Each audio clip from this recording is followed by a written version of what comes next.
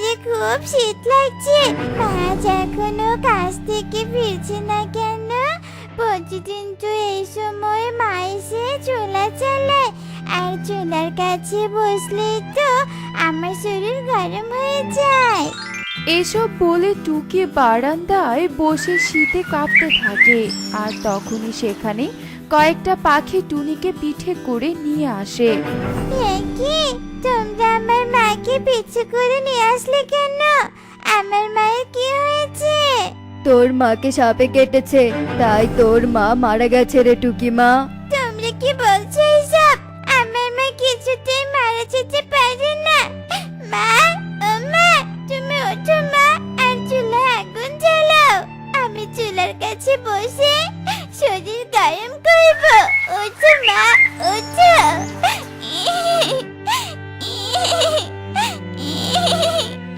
ওঠো মা, ওঠো। মা টুকি, তোর মা যে কখনো উঠতে পারবে না। তুই আমাদের বাড়িতে চল, আমি চুলায় আগুন জ্বালিয়ে তোর শরীর গরম করে দেব। না না, আমি আমার মাকে ছেড়ে কোথাও যাব না, কোথাও না। আচ্ছা ঠিক আছে, তোর মাকেও আমাদের বাড়িতে নিয়ে যাব। কবুতর, টুনিকেও নিয়ে চলো। এরপর টুনি আর টুকিকে নিয়ে সবাই সুখীর বাড়িতে চলে যায়। আর এভাবেই সেই দিন কেটে যায়। সুখী মাসি, আমার মা কোথায়? আমার মাকে দেখছি না কেন? কাল রাতে যে ওর মায়ের সৎকার সম্পূর্ণ করা হয়েছে, সেটা ওকে কিছুতেই বলা যাবে না। তোর মা তো সকালে উঠেই কাজে চলে গেছে। তাহলে যে তোমরা বললে মা কখনো উঠতে পারবে না। আমি ভেবেছিলাম তোর মা মারা গেছে, কিন্তু তোর মা তো মারা যায়নি, তাই উঠতে পেরেছে। তাহলে আমি এক্ষুনি আমার মায়ের কাছে যাব। মায়ের সাথে কথা বলতে আমার খুব ইচ্ছে করছে। এসব বলে টুকি বাড়ি থেকে বেরিয়ে পড়ে। আর উঠতে উঠতে একটি আলুর জমিতে চলে যায়। এখানে তো কোথাও মাকে দেখছি না, কিন্তু মা তো প্রতিদিন এই আলুর জমিতেই কাজ করতে আসতো। আজ হয়তো মা অন্য জমিতে কাজ করতে গেছে। আমি বরং বাড়িতে চলে যাই।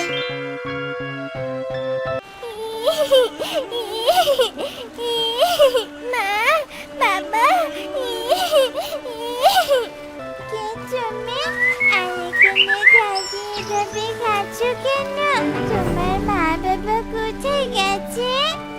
আমি কিছু জানি না। আমি তো আমার বাড়িতে ঘুমিয়েছিলাম। কিভাবে যে এখানে এলাম বুঝতেই পারছি না। কিছু না বোন, তুমি এখন আমার সাথে আমাদের বাড়িতে চলো। আর তোমার মা বাবার দেখা পেলে তাদের সাথে চলে যেও, কেমন?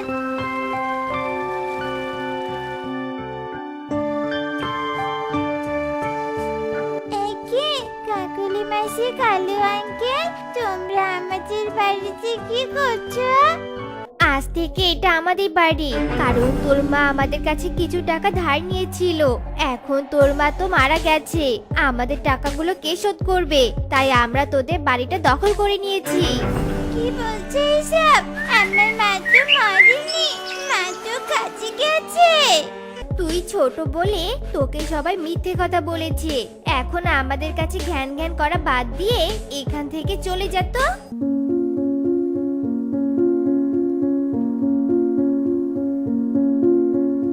সুখী মাসি, তুমি আমাকে মিথ্যে বলেছো কেন? আমার মা তো সত্যি মারা গেছে। হ্যাঁ, তোকে মিথ্যে বলেছি, কারণ তুই যে কান্না করবি তাই। কিন্তু সত্যিটা তোকে আবার কে বলেছে? তখন টুকি সুখীকে সব কথা খুলে বলে। চিন্তা করিস না রে মা, তোর মা মারা গেছে তাতে কি হয়েছে? আজ থেকে আমি তোকে মেয়ের মতো করে আদর করব, আর তুই এখন থেকে আমাকে মা বলে ডাকবি। তা তোর সাথে এই মেয়েটাকে? আমি একে চিনি না মাসি। নদীর পাড়ে বসে বসে কাঁদছিল, তাই আমার সাথে নিয়ে এলাম। আজ থেকে আমরা দু বোন তোমার কাছেই থাকবো যে আশা করেছিস তা কখনোই পূরণ হবে না। তোরা দুজন এক্ষুনি আমার বাড়ি থেকে বেরিয়ে যা বলছি। কষ্ট করে কাজ করে তোদের বসে বসে খাইয়ে আমাদের কি লাভ? সুখী, তুমি যদি এদের বাড়ি থেকে তাড়িয়ে না দাও তাহলে তোমাকেই তাড়িয়ে দিব। কবুতর আঙ্কেল, তুমি সখী মাসিকে তাড়িয়ে দিও না। আমরা দুজন এক্ষুনি তোমাদের বাড়ি ছেড়ে চলে যাচ্ছি কবুতর আঙ্কেল।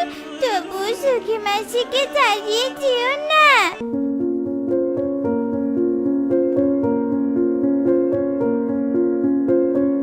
দিদি, আমরা এখন কোথায় যাব? আর এই শীতের দিনে থাকবোই বা কোথায়? রাত হলে তো খুব শীত পড়বে, তখন তো আমি শীতে কাঁপতে কাঁপতে মরেই যাব। চিন্তা করো না বোন, কোনো একটা ব্যবস্থা ঠিকই হয়ে যাবে।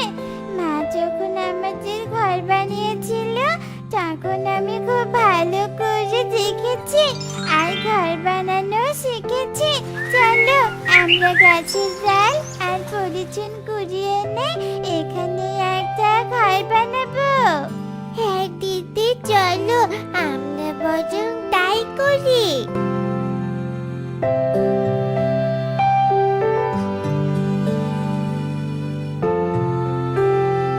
তান্ত্রিক বাবা, ধ্যান করে আমার রাজকন্যার কোনো খোঁজ পেলেন? হ্যাঁ রাজামশাই, পেয়েছি। শুধুমাত্র রাজকন্যার গলায় বস্ত্রমালা থাকায় রাজকন্যা বেঁচে গেছে।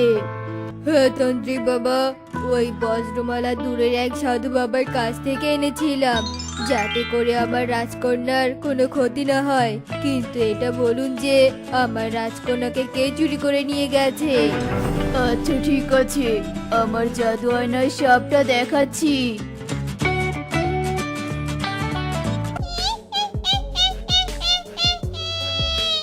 আজ এই রাজকন্যাকে খেয়ে আমার মনের বাসনা পূরণ করব।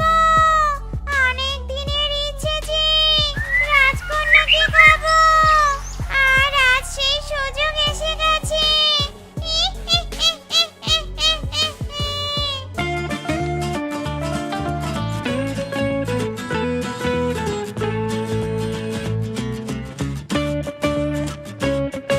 অনেক দূরে রাজকন্যাকে নিয়ে এসেছি। এবার একে আগুনে পুড়িয়ে মাংস ছিঁড়ে খাবো। আহা, কতদিন থেকে পোড়া মাংস খাই না।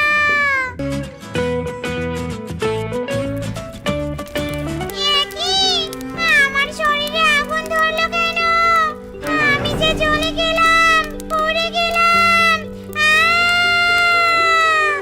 আমার রাজকন্যা তাহলে নদীর পাড়ে শুয়ে আছে। মন্ত্রী, তাড়াতাড়ি নদীর পাড়ে যেতে হবে। রাজা মশাই, আপনার রাজকন্যা এখন নদীর পাড়ে নেই। বনের উত্তর দিকে একটা পলিথিন বাড়ির সামনে আপনার রাজকন্যা খেলা করছে। আচ্ছা ঠিক আছে তান্ত্রিক, তাহলে আমরা সেখানেই যাচ্ছি।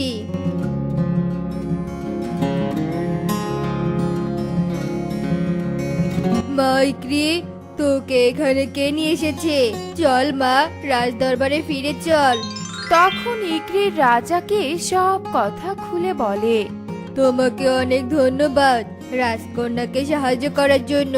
তুমি ছোট পাখি হয়ে অনেক দায়িত্ববানের কাজ করেছো। আর বড় পাখিরা তোমার সাথে যে অন্যায় করেছে তার শাস্তি আমি অবশ্যই দিব। মন্ত্রী, এখানকার সব পাখিকে আমার সামনে নিয়ে এসো।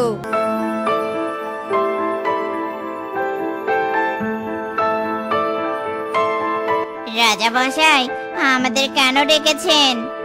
আমার পাশে দুটো ছোট পাখিকে দেখে বুঝতে পারছো না তোমাদের কেন ডেকেছি? তোমরা এই ছোট পাখির সাথে অন্যায় করেছো। ছোট পাখির মা মারা গেছে বলে তাকে সাহায্য না করে বাড়ি থেকে তাড়িয়ে দিয়েছো। আমার রাজকন্যা বিপদে পড়ে এখানে যদি না আসতো তাহলে তো বুঝতেই পারতাম না যে আমার রাজ্যের প্রজাদের মন এত নিচু। রাজা মশাই, আমাদের ক্ষমা করে দিন। চুপ করো, তোমাদের মতো পাখিদের মুখে রাজা ডাক শুনতেই আমার খারাপ লাগছে। তোমরা এক্ষুনি আমার রাজ্য থেকে বেরিয়ে যাও বলছি। আর ছোট পাখি, তুমি আজ থেকে আমার রাজ দরবারে রাজকন্যার সাথেই থাকবে। এসব বলে রাজা টুকিকে আর ইকরিকে নিয়ে সেখান থেকে চলে যায়। আর সেখানকার সব পাখিরা তাদের জিনিসপত্র গুছিয়ে নিয়ে পাশের বনের উদ্দেশ্যে রওনা দেয়। এরপর কালু সেই কালো চাদর জড়ানো মানুষের পেছন পেছন যেতে থাকে। আর কিছু দূর যাওয়ার পর সেই চাদর গায়ে জড়ানো মানুষটা একটা নদীতে নেমে যায়। আর নদীতে নামার পর সেই মানুষটা অদৃশ্য হয়ে যায়। এ কি, আপনি কোথায় চলে গেলেন? কি হলো কি, সাড়া দিচ্ছেন না কেন? এরপর নদীর ওপর থেকে একটা লাশ ভেসে ওঠে। আর সেই লাশটা দেখতে ছিল অনেক ভয়ানক। এরপর লাশটা কালুর দিকে এগিয়ে যায় আর বিকট কণ্ঠে হাসতে থাকে।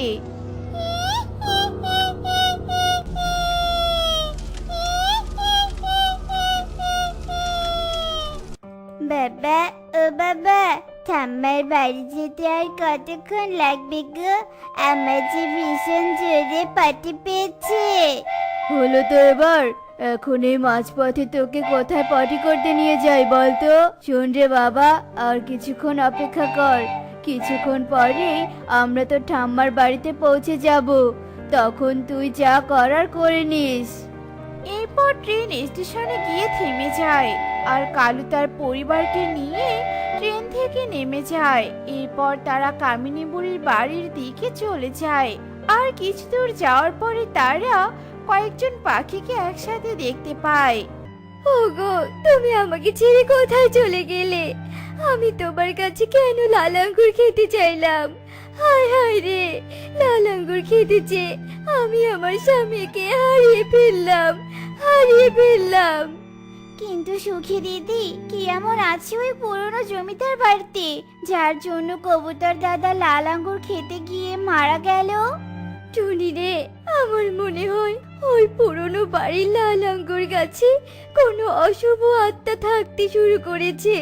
আর সেই অশুভ আত্মাই হয়তো আমার স্বামীকে বাঁচতে দিল না। ধুর, এজন্যই বলি বনের পাখিরা এসব ভূত আত্মাকে এখনো বিশ্বাস করে। আর এজন্য এদের কপালে এমন দুঃখ। না জানি সাঁতার জানে না, তাই হয়তো নদীতে পড়ে মারা গেছে। আর তা না ভেবে যত সব কুসংস্কার কথা বলছে। আহারে, ওই অশুভ আত্মাটা কবুতর দাদাকে এমন নৃশংসভাবে মেরে ফেললো। কবুতর দাদার জন্য আমার অনেক খারাপ লাগছে গো সুখী দিদি। হয়েছে, কথা বলা হয়েছে, এখন চলো তো তোমার মায়ের বাড়িতে যাই। আমার যে অনেক ঘুম পাচ্ছে, তাই শ্বশুর বাড়িতে গিয়ে একটু বিশ্রাম নিব। এরপর কালু, কাকুলি ও কনক কামিনী বুড়ির বাড়িতে পৌঁছে যায়। আর এভাবে সেই দিন কেটে যায়।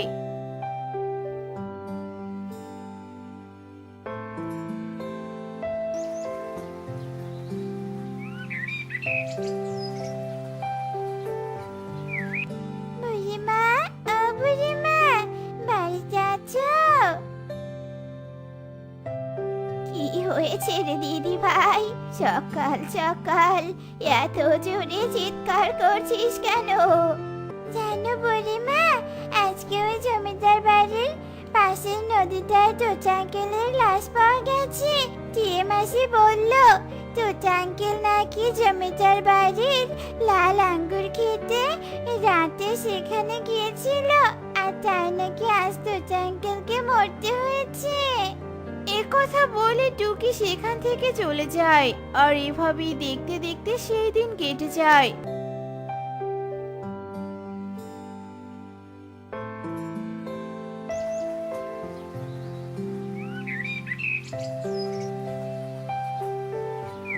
আর এভাবে বনের প্রায় সবাই লাল আঙ্গুর খেতে গিয়ে মরে যায়। আর বনের কয়েকজন এভাবে মরে যাওয়া দেখে পুরো বনবাসী সবাই অনেক ভয় পেয়ে যায়। আমি তো সেই ছোটবেলা থেকে শুনে আসছি পৃথিবীতে নাকি ভূত বলতে কিছুই হয় না। তবে এই বনের সবাই এত ভূত বিশ্বাসী কেন? সত্যি কি ওই জমিদার বাড়িতে কোনো ভূত আছে? এই লাল আঙ্গুরের পেছনে কোনো রহস্য আছে? না, এই সত্যিটা জানার জন্য হলেও আমাকে লাল আঙ্গুর খেতে ওই জমিদার বাড়িতে যেতে হবে। কি গো, এত রাতে তুমি কোথায় যাচ্ছো? লাল আঙ্গুর খেতে যাচ্ছি গো। আর সাথে সাথে ভূতের অশুভ আত্মার সাথে সাক্ষাৎ করতেও যাচ্ছি। হা হা হা হা হা। এ কথা বলে কালু সেই পুরনো জমিদার বাড়িতে চলে যায়। আর কালু যখন জমিদার বাড়ির বড় গেট খোলে তখন চারদিক থেকে প্রচন্ড বেগে বাতাস বইতে শুরু করে। আরে আরে, এই তো সে লাল আঙ্গুর গাছ। আহা, এত বড় বড় লাল আঙ্গুর দেখে জিভে জল চলে এলো। তাই তো বলি, গণেশ আবার এই লাল আঙ্গুরের প্রতি এত লোভ কেন? যাই যাই, আর দেরি না করে গাছ থেকে লাল আঙ্গুরগুলো পেড়ে নেই। এরপর কালু সেই লাল আঙ্গুর গাছের নিচে যায়। অমনি তার হাত থেকে টর্চটা মাটিতে পড়ে যায় আর সাথে সাথে চারদিক থেকে অনেক ভয়ানক আওয়াজ আসতে থাকে আর চারদিকটা ঘোর অন্ধকারে ঢেকে যেতে থাকে। এমন অদ্ভুত কাণ্ড দেখে কালু কাঁপতে থাকে। আর তখনই যেন বাইরে থেকে বিকট কণ্ঠে এক আওয়াজ আসতে থাকে। না কালু, ওই লাল আঙ্গুর গাছে হাত দিস না, কারণ ওই লাল আঙ্গুর গাছ এক অভিশপ্ত আত্মার। কারণ ওই অভিশপ্ত আত্মা এক্ষুনি এখানে চলে আসবে। তাই বাঁচতে চাইলে আমার সাথে পালা। চলে আয় কালু, চলে আয়। কে কে কে আমায় ডাকে? তার মানে সবাই সত্যি কথাই বলেছিল। তবে কি এই বাড়িতে সত্যি কোনো আত্মা থাকে? ওরে বাবারে, এক্ষুনি আমাকে এই বাড়ি থেকে বের হতে হবে। কিন্তু এত অন্ধকারে তো কিছুই দেখতে পাচ্ছি না। চলে আয় কালু, এই টর্চের আলোয় আমার পেছনে পেছনে চলে আয়। এরপর কালু সেই কালো চাদর জড়ানো মানুষের পেছন পেছন যেতে থাকে। আর কিছু দূর যাওয়ার পরই সেই চাদর গায়ে জড়ানো মানুষটা একটা নদীতে নেমে যায়। আর নদীতে নামার পরই সেই মানুষটা অদৃশ্য হয়ে যায়। এ কি কাকলি দিদি, এত রাতে তুমি আমার বাড়িতে কেন এসেছো? এরপর কাকলি টুনিকে কালো লাল আঙ্গুর খেতে যাওয়ার কথা খুলে বলে। কি তার মানে কালু দাদা নিজের মৃত্যুর কাছে নিজেই চলে গেছে। চলো কাকুলি দিদি, আমাদেরকে কালু দাদাকে বাঁচাতেই হবে। চলো চলো। কি, আপনি কোথায় চলে গেলেন? কি হলো কি? সাড়া দিচ্ছেন না কেন? এরপর নদীর ওপর থেকে একটা লাশ ভেসে ওঠে। আর সেই লাশটা দেখতে ছিল অনেক ভয়ঙ্কর। এরপর লাশটা কালুর দিকে এগিয়ে যায় আর বিকট কণ্ঠে হাসতে থাকে।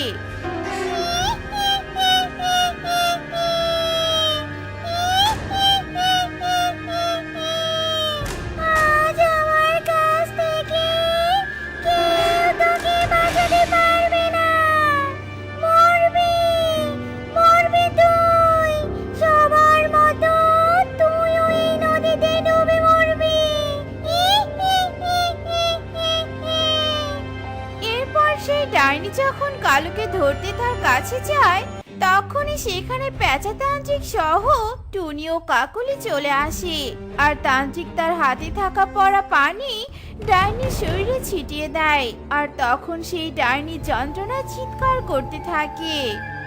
আহ! আমার পুরো শরীর জ্বলে যাচ্ছে, জ্বলে যাচ্ছে। আমার শরীরে আর জল দিস না, দিস না। আগে বল, কেন তুই এতগুলো পাখির প্রাণ নিয়েছিস?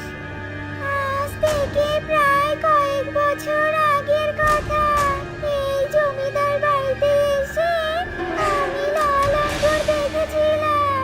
আর লাল আঙ্গুর দেখে লোভ সামলাতে না পেরে কয়েকটা লাল আঙ্গুর পেড়ে খেয়েছিলাম।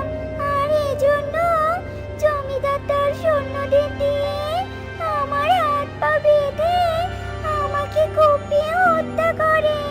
এরপর আমাকে নদীতে ফেলে দেয়। আর তাই আমি সবাইকে মেরে আমার মৃত্যুর প্রতিশোধ নিচ্ছি। জমিদার বাবু তোমাকে মেরে অন্যায় করেছে, কিন্তু তুমি তার শাস্তি আমাদেরকে দিতে পারো না। এতদিন তুমি অনেক নিষ্পাপ পাখির প্রাণ নিয়েছো। এবারে তুমি মুক্তি দিয়ে তোমার ঠিকানায় চলে যাও। হ্যাঁ, যাচ্ছি। তবুও তোরা আমাকে বোতলে বন্দি করিস না। আমি কথা দিচ্ছি, আমি আর কখনো এই বনে আসবো না, কখনোই না। এরপর ডাইনি চিরদিনের জন্য বন ছেড়ে চলে যায়, আর কালু ডাইনির হাত থেকে বেঁচে যায়। এই থাক তোরা, আমাকে আজ তাড়াতাড়ি বাড়িতে যেতে হবে, কেননা আজকে আমি আমার মা বাবার সাথে ঠাম্মাদের বাড়িতে বেড়াতে যাব। একটি প্যারেল, তুইও তোর ঠাম্মার বাড়িতে যাবি?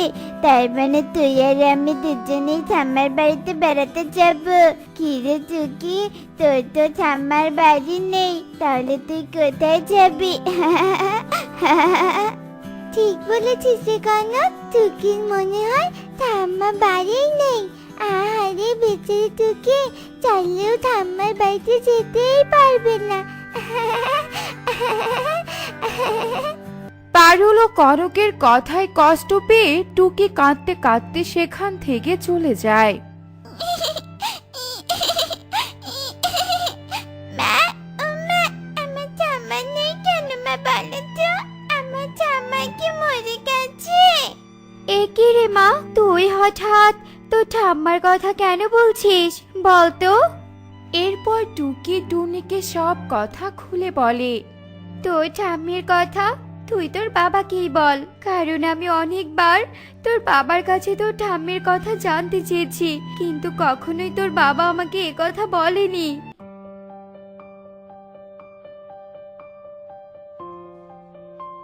কি রে মা, স্কুল থেকে এসেছিস? তা আমার জন্য এক মগ পানি নিয়ে আয় তো।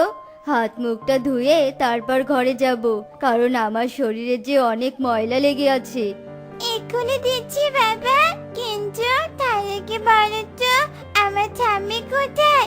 আমার ঠাম্মি কি এখনো বেঁচে আছে? আমি তোর ঠাম্মির কথা কিছু বলতে পারবো না, আর কখনো তুই আমাকে তোর ঠাম্মির কথা জিজ্ঞেস করবি না। যা বলছি তাই কর, যা এক মগ পানি নিয়ে আয়। না টোনা, তুমি এতদিন আমার মুখ বন্ধ করে রেখেছিলে, কিন্তু এখন আমাদের মেয়েকে চুপ থাকতে বলিও না। কি এমন কারণ যে কারণে তুমি তোমার মায়ের কথা শুনতেই পারো না? বলো টোনা, বলো।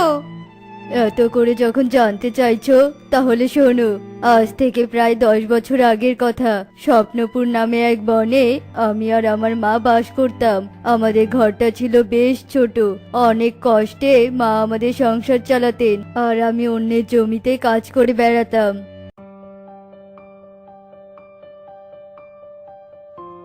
টোনা, এই টোনা, এই দেখ, আমার বাবা আমার জন্মদিনের জন্য আমাকে কত বড় একটা কেক কিনে দিয়েছে। তুই এত বড় হয়েছিস, তবুও তোর বাবা তোর জন্মদিনে কেক কিনে দিয়েছে, আর আমার মা আমাকে বলে আমি নাকি অনেক বড় হয়ে গেছি, আর বড়দের নাকি জন্মদিনে কেক কাটতে হয় না। ও, তোর মা তোকে মিথ্যে কথা বলে। দেখছিস না, তোর মা তোকে দিয়ে সারা দিন কাজ করায়। সত্যি বলতে তোর মা কোনোদিনও তোর ইচ্ছেগুলো পূরণ করতে পারবে না। এরপর দেখতে দেখতে সন্ধ্যা হয়ে যায়, আর আমি বাড়িতে চলে আসি। মা, ও মা, আমার জন্মদিন কবে আসবে বলো তো? কেন রে বাবা, কাল দুপুর 12টা বাজলেই তোর জন্মদিন হবে, কিন্তু হঠাৎ জন্মদিনের কথা জানতে চাচ্ছিস কেন? বল তো শুনি। শোনো মা, এইবার আমার জন্মদিনে আমি কেক কাটবো, তাই কালকেই যেন আমি দুপুর 12টার আগে কেক পাই, এই আমি বলে দিলাম। এই সব তুই কি বলছিস টোনা? তুই তো জানিস আমাদের অভাবী সংসার, তোর কাজ করা টাকা দিয়ে কোনো রকম ডাল ভাত খেতে পারি, আর একটা কেকের দাম কত তা তুই জানিস? এমন কেক কাটা স্বপ্ন দেখা বন্ধ কর রে বাবা, বন্ধ কর। এরপর মা আমাকে জন্মদিনে কেক কাটার জন্য অনেক কথা বলে, কিন্তু আমি মায়ের কোনো কথাই শুনি না। আর পরের দিন আমি আমার জন্মদিনের কেক কাটতে না পারায় বাড়ি থেকে বের হয়ে এই শহরে আসি।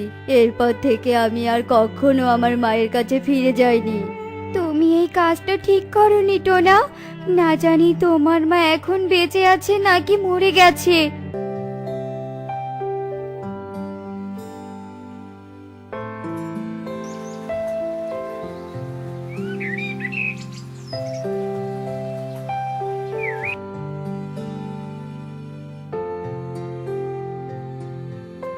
এক্সকিউজ মি, এখানে ইগল সাহেবকে কোথায় পাবো? আমি ইগল। কেন, আমাকে কি দরকার? আমরা খবর পেয়েছি আপনাদের এই বনে বেশ কিছুদিনের মধ্যে শত্রুদের আক্রমণ শুরু হবে, আর তাই আমরা সেনাবাহিনীরা আপনাদের বনের সবাইকে রক্ষা করতে এসেছি। ও, এ তো বেশ ভালো করেছো। তা আমি এখন কি করতে পারি? আমরা আপনার বাড়ির সামনের জায়গাটায় সেনাবাহিনীর ক্যাম্প খনন করতে চাই, কিন্তু আসার সময় দেখলাম সেখানে ছোট্ট একটা কুঁড়ে ঘর আছে। হ্যাঁ হ্যাঁ, ওই কুঁড়ে ঘরটা আমার। আর ওই কুঁড়ে ঘরে টোনা ওর পরিবার নিয়ে থাকে। এখন আমাদের বনবাসীর জীবন রক্ষার জন্য তোমরা যদি সেখানে ক্যাম্প খনন করতে চাও, তাহলে আমি আজই টোনাকে এখান থেকে চলে যেতে বলবো। তাহলে আর দেরি কিসের? আপনি এক্ষুনি টোনার পরিবারকে তাড়িয়ে দিন, তাহলে আমরা আজই ক্যাম্প খননের কাজ শুরু করব। এরপর ইগল, কালু ও কাকুলি টোনার বাড়িতে যায়।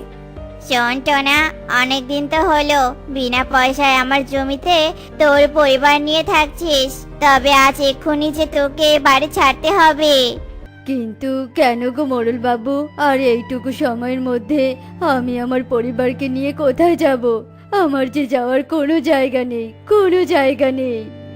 এরপর টোনা কাঁদতে থাকে, কিন্তু মোড়ল বাবু টোনার কোনো কথাই শোনে না, আর টোনাকে তার কুঁড়ে ঘর থেকে তাড়িয়ে দেয়।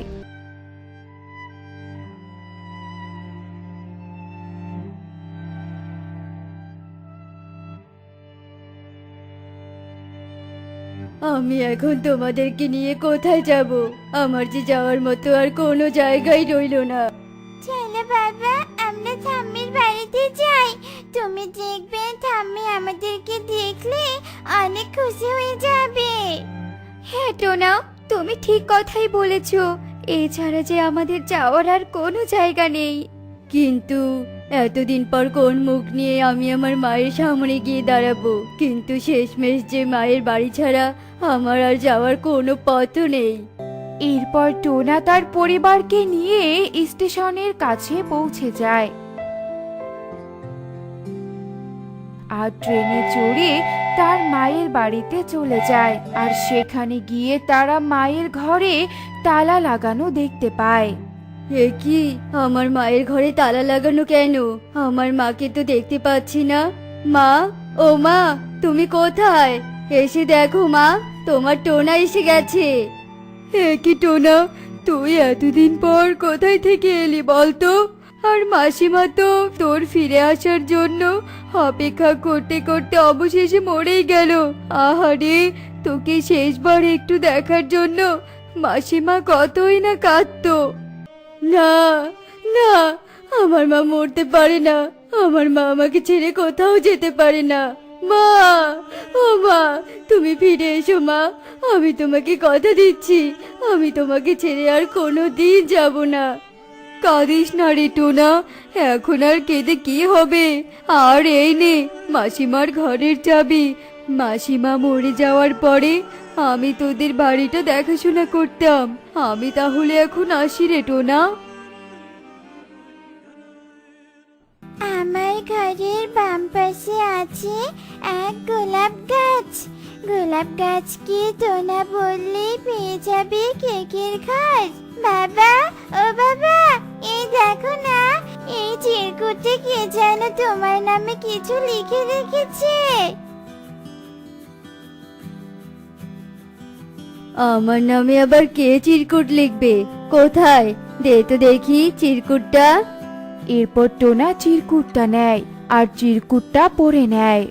কি গো, কি লেখা আছে এই চিরকুটে? টুনি, আমার মনে হয় মা এই চিরকুট আমার জন্যই লিখে গেছে। তুমি এসো আমার সাথে, আমার ঘরের বাম পাশের গোলাপ গাছের কাছে যেতে হবে। গোলাপ গাছ, ও গোলাপ গাছ, আমি টোনা। আমার মা এই চিরকুটে লিখে গেছে আমি যেন তোমাকে আমার নাম বলি। যাক বাবা, এতদিন পর আমি আমার দায়িত্ব থেকে মুক্তি পাবো। তোমার মা আমার খুব ভালো বন্ধু ছিল, আর তোমার মা তোমার প্রত্যেক জন্মদিনের জন্য কেক নিয়ে আসতো।